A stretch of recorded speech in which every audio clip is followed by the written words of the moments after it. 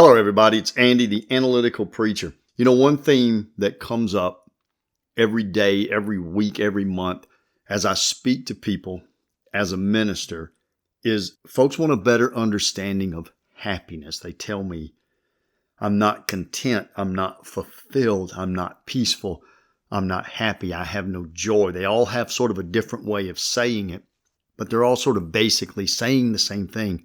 They're wanting to discuss that same topic, that same theme. So I thought I would recreate, if you will, some of the conversations that I have with individuals live and bring out 5 or 6 of the main points that I go through in those conversations. And let me start, honestly, by just going straight Bible preacher, by just going straight evangelical preacher on you. The Bible discusses in a number of different places between real joy, real hope that's based on something permanent, that causes a joy, a peace, a happiness that doesn't waver. The Bible discusses that and compares it to this happiness that's just based on circumstances. And I truly believe in my life and with all of my experience that the only people I've known that have this real, just soaked in, irreversible joy, they're just content and they have a certain measure of peace that others don't. There's a real, genuine happiness in their life, and a happiness that's not just based on circumstances. It's not just based on how the last person they interacted with treated them. I really think those individuals are all Christians because there's this permanence, there's this idea that God is in control and God is ultimately going to right every wrong and dry every tear. And it leads to, no matter what the ups and downs are through the game, I already know my team wins and wins big in the end. And it really gives me this ability to go through life's waves, even tidal waves, with a different attitude, with a different happiness than I might if I were not a Christian. Speaking of the circumstantial things that happen in our life, the circumstances, the people that we interact with, the good and the bad, Jesus said to his disciples, it's captured in John chapter 16, verse 33, Jesus says, I have said these things to you that in me you may have peace. In the world you will have tribulation, but take heart, I have overcome the world. I think that sort of encapsulates it in a nutshell. Christ has overcome the world. We will have tribulation in the world. Things will not always go right. We will not always be treated well. Expectations will not always be met, etc. But Christ has overcome the world. And so really, in order to be satisfied, truly and long-term and deeply happy, I think you have to say the most important things to me are what's most important to God.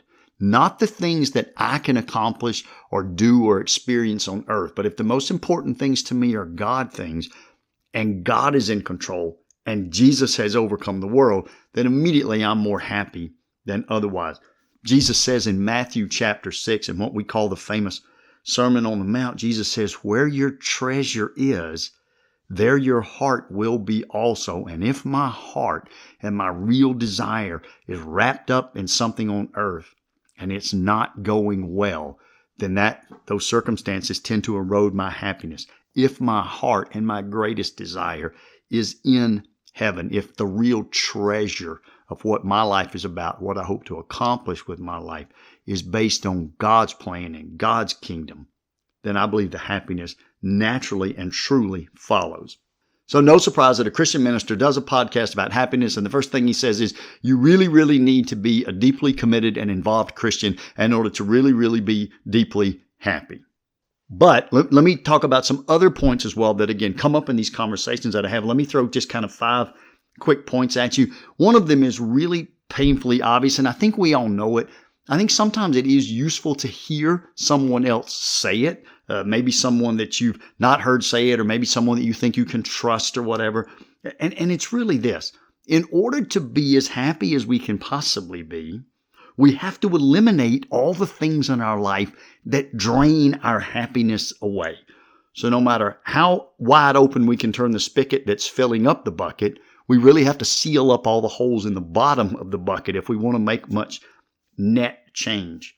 This is Bible 101. This is Grandma 101. This is Teacher and Coach 101.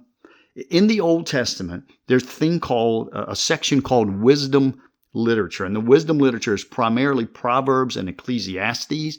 Most of Proverbs were written by King Solomon, the wisest man who ever lived, the Bible says. Ecclesiastes was written by King Solomon as an old man as he looked back on his life. And he tells us some of just the common sense things that he learned. And it gives us real direction. In the New Testament, in the teachings of Jesus and Paul, we see some of this same advice that happens again and again. I would really encourage you, in addition to just listening to this podcast, read Proverbs, read Ecclesiastes. Again, you'll find them in the Old Testament. Both of them relatively short. And they're just, again, common sense, wise sayings that God had included for us in His Holy Scripture to say, there's just really some things that if you think about it, if you go talk to the school counselor or your coach or your mom or your grandfather, they're going to tell you these same common sense rules. And it's really this. When we are forced to face the long-term negative consequences of the short-term impulses and actions that we took, that is one of the biggest, perhaps the biggest drain on our happiness ever. Now, some people have been really mistreated by others in their lives, and the closer the person is that mistreats you, the more it hurts and the more it takes your happiness away. But the vast majority of people that I speak to as a minister, the biggest cut on their own happiness is they're facing the long-term consequences of their own decisions. I don't have to give many examples because we all know what these things are. I've been drinking, and every time I've drank, I've either slept at my friend's house. Every time I've been this drunk, I've called a taxi. But this time I decide I don't have the money. I don't have the time. I'm just going to drive. Something happens. Now I've hurt someone. Now I've hurt my car. Now my insurance gets canceled. Now I've got a criminal record. It's harder to get jobs, or I lose the job I had. We begin to flirt with someone, quote unquote, innocently at our job when we're already in a relationship or already maybe in a marriage with someone else. And then one night, in a way that we could have never possibly imagined, we're put in a situation with that individual who also thought it was kind of cute and fun to innocently, quote unquote, flirt with us. And the next thing you know, our impulse causes us to do something that radically destroys the social fabric of our life as we had established it. There's other things that we do. We can spend all of our money on impulse purchases, things that 4 or 5 months from now, we're not even sure what we bought. We're not even sure where those items are. And yet as the credit card interest begins to stack up, it drains our happiness and causes us to regret falling to those short-term impulses. Again, I'm not telling anyone anything that they don't already know, but the first thing that we have to do is we have to realize that every human is susceptible in one way or another to falling to short-term impulses, generating some short-term benefit, having some short-term fun, and then really creating for ourselves these horrible long-term consequences. And we have to understand that we're susceptible to that. And we have to do everything we can to avoid that and avoid having that happen in our lives. Now, most folks, when they come to speak to a minister about this, they've already dug the hole so deep, it's too late to say, don't do that. It's really more a matter of how we get out of it. The best idea, of course, is don't fall into the trap of trading off short-term temporary benefit for long-term negative pain. But even if you've already fallen into that trap, here's my advice that I've given to some other folks, and they seem to have found that it's useful. They've already destroyed that relationship. They've already got that criminal record. They're already swamped in debt to credit card companies. But this is what we have them do. Put structures in place. Put people in place in your life that will keep you from doing those mistakes again. We really all need some social accountability, some relationship accountability. Put structures in your life. Put people in your life that can provide you some accountability so that as you're working out the long-term negative consequences that you've already generated for yourself, you're sort of guaranteeing yourself that you're not going to get back into that same place. And then celebrate what you've learned and celebrate how you're overcoming the negative consequences that you built for yourself. And in that way, while you're still paying those long-term costs, you can generate happiness by saying, but now I'm going to take control of my future. I'm going to eliminate doing that again. And just that ability to eliminate it, to be successful in that regard, makes me happy. And to know that I'm going to pay my consequences and I'm going to come out the backside a better person, again, allows me to celebrate who I am, who I'm becoming, my growth as a person. And that really provides some honest happiness to us. Before I get off this point, I think it's just fair to say we have to be careful and never try to cover up when we are in a bad mood, when we've been mistreated, or we're stressed, or we're anxious, or we're angry. We really have to be careful not to try to cope with the world through doing things like drugs or alcohol, by addictively playing video games, by eating to soothe ourselves, by shopping to soothe ourselves, by becoming addicted to social media or pornography, or lashing out in anger at others. We all have these coping mechanisms that we employ, and here's the honest truth. And this is what ministers and psychologists and psychiatrists deal with every day. Social media, TV, eating, drinking, drugs, video games cannot make you happy. They will not make you happy. And I see so many young people addicted to a substance, or addicted to video games, or who spend hours on social media, or who shop, or who eat as a way to cope with a difficult world. And what they do is make that world ultimately more difficult than it was going in. For a couple of scientific books on this, again, read Proverbs, read Ecclesiastes, read the Sermon on the Mount, read Paul's letters in the New Testament. If you want more of a scientific look at this, there's a couple of books written by medical types.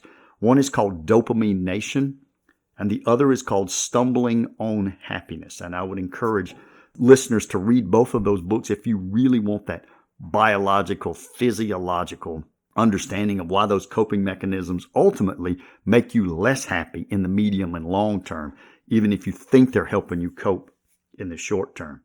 I mentioned a second ago, expectations. Sometimes when our expectations aren't met, it can really dampen our mood and our spirit. But then you have to follow up and say, we have to be careful with our expectations. We need to check our expectations, because often what I find in speaking with individuals is their expectations honestly are a bit irrational. There is no perfect spouse. There is no perfect child. There is no perfect job or perfect boss. I have people who tell me that their happiness is really destroyed by the traffic in the city in which they drive to work. But here's the truth. In some major cities, LA or Baltimore or Chicago or Austin or Atlanta, traffic has been bad for decades, and traffic is going to be bad for decades. And if your expectation as you get in the car every morning is that drivers are going to move out of your way and nobody's going to slow down when the sun is shining in their windshield, then you're really just almost trying to make yourself unhappy. So check your expectations. Remember, we live in a sin-cursed world, and that nobody around us is any more perfect than we are. Manage your expectations. Remember, Jesus said, we read the quote, John 13:33, in this world we will have trouble. If we know that trouble's coming and we're prepared to deal with the trouble, to push through the trouble, we tend to come out on the other side a lot stronger and frankly a lot happier than if we set our expectations that we're not going to be involved in that trouble anyway. Here's maybe the point that isn't as obvious to people. So don't get addicted to drugs, and don't get caught with a DUI, and don't wreck your marriage with a one-time affair. You're all like, okay, duh, we knew that ourselves. You're right, our grandma did tell us that. One thing I think that a lot of folks say, okay, I wasn't expecting necessarily to hear that, and that's this. Do not wait until you are, quote unquote, happy. Do not wait until that one big thing happens, the one promotion, the one person agrees to go out with you, you get the house that you want or the car that you want. Don't wait until that big thing happens. Don't wait until you are happy. before you become thankful. Listen to this phrase. Write this phrase down. Thankfulness leads to happiness. Happiness does not necessarily lead to thankfulness. If you want to be happy, you need to be thankful for the things that you have, the blessings with which you have been gifted, the way that your life is going right, even in the small details that we honestly often don't appreciate the way that we should. People think once I'm happy, I will be more thankful, but it doesn't work that way. But once you become thankful, you realize your happiness begins to increase. Paul writes a little bit about this, sort of touches on the subject in his book to the church at Philippi. We call it Philippians. And in Philippians chapter 4, verses 6 and 7, Paul writes, "Do not be anxious about anything, but in everything by prayer and supplication, with thanksgiving, let your request be made known to God, and the peace of God, which surpasses all understanding, will guard your hearts and your minds in Christ Jesus." Every week, I have multiple people come to me and say, "I have no peace and I have no happiness." And I ask them how often they pray, and some a lot and some little. And I ask them how thankful they are in their prayers. And most of them say, not at all. Some even boldly challenge me that they have nothing to be thankful for.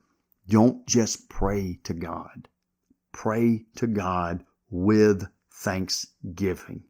When we are thankful, we create our own happiness. This one, I think most folks, point number 4 here, I think most folks understand it. They really don't like to hear it. It's one of the reasons that sometimes preachers aren't real popular. But the more you focus on yourself, the less happy you're going to end up being. And the more you focus on others, the happier you will end up being. Again, some of this is common sense. Whether I read the Bible, whether I speak to my grandmother, whether I talk to a preacher, or whether I go to the local city and find the best psychologist or psychiatrist that I can find, every one of those avenues, every one of those sources is going to say you cannot make yourself happy by trying to make yourself happy. It really doesn't work that way. But when I'm concerned about others, all of a sudden I realize that I'm becoming happy. And it's a very interesting phenomenon, the way that it works. And I think in some sense we hear those words and we probably know that they're true, but we fail to really intentionally try to put them to place in our lives. You need to focus less on yourself and you need to focus more on others. I saw a family at an amusement park and the young man was just miserable because they were in this little princess section of the park for his younger sister. And I asked them what they had done for vacation last year. He said, "We didn't go on vacation last year." I said, "Well, see, then you were probably less happy last year than this year." "No, I'm more miserable now than I was then. I'm more miserable being at the amusement park I wanted to go to," he's telling me, "than I was sitting at home on the sofa last year because we didn't have the money to go. All because we had to take a 15-minute diversion and go to the princess thing for my sister." When you think about that, that's ridiculous. The young man was about to go get to spend a couple of hours doing what he wanted to do at no expense to him, and he should have been extremely happy. He was so focused on himself that he couldn't have what he wanted right then that he literally had made himself miserable. And I looked at the mom, and she was glowing. Because the mom said, "This is what my children wanted. I couldn't afford it last year. This year I can. Look what I'm able to do for my babies and my little girl here with the princess thing, having these pictures taken. This is awesome." Mom was getting nothing out of the deal except a son that was whining like a 5-year-old and spending a bunch of money. Mom was getting nothing out of the deal other than making her children happy. And she was just blessed, and you could tell. And that applies whether it's our children or not. I'm going to borrow something from another minister. So this is not mine. This is not my metric or my diagnostic. I don't claim it to be. I heard another minister say once, the way that you can gauge whether you are too self-focused is what he called the Instagram selfies test. He told his congregation, "Open up your Instagram." He said, for the one and only time in church, I'm giving you permission to go on social media.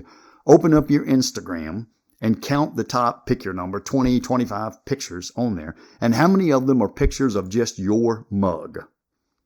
And if the number is greater than this or whatever, or if all of them are just your mug, he said, then you likely are too self-focused. And he actually told a story of a young couple that he had counseled, and then he had married them, and they were thrilled, and he thought they were these great people, and they went on this honeymoon in Hawaii, and they had allowed him, I guess, or asked him to follow them on social media so that he could follow the honeymoon in Hawaii.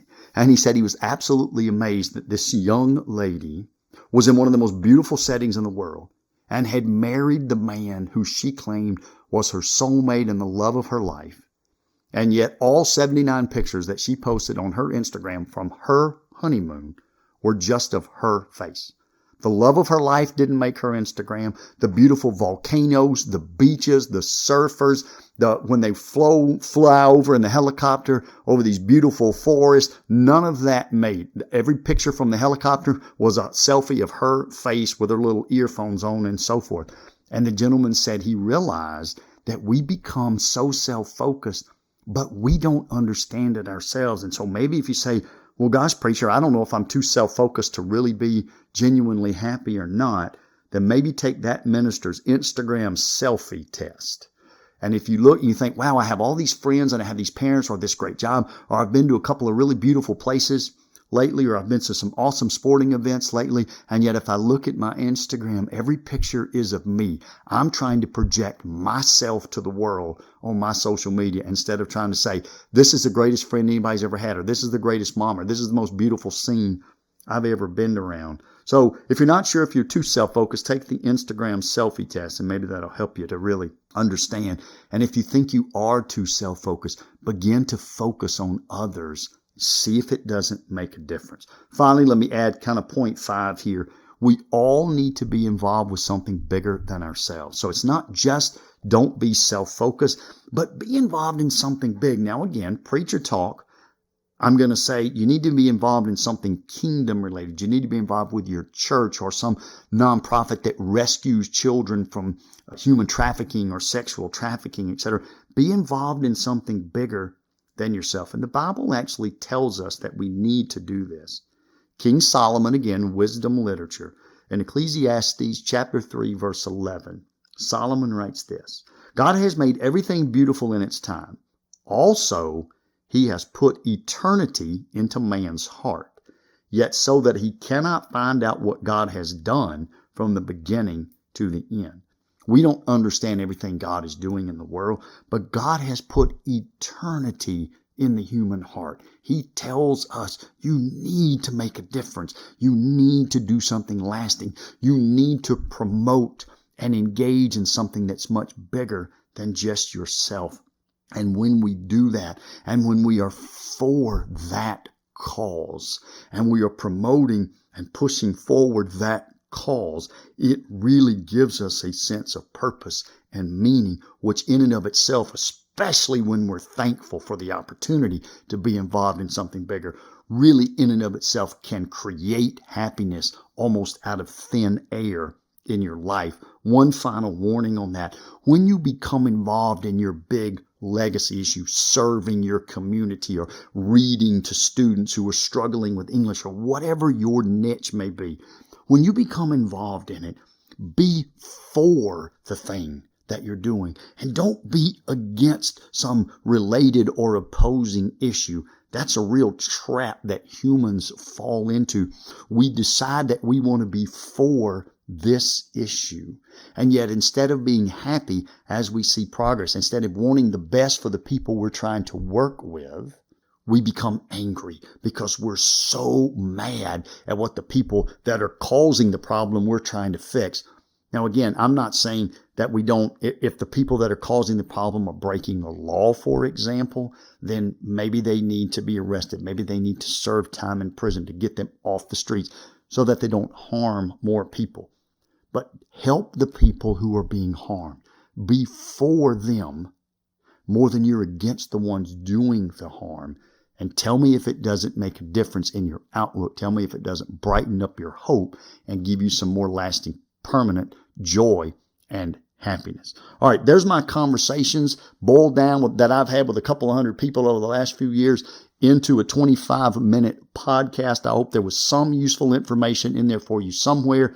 Again, I would read Proverbs and Ecclesiastes as soon as this podcast is over, which is right now. This is Andy. Thanks for listening.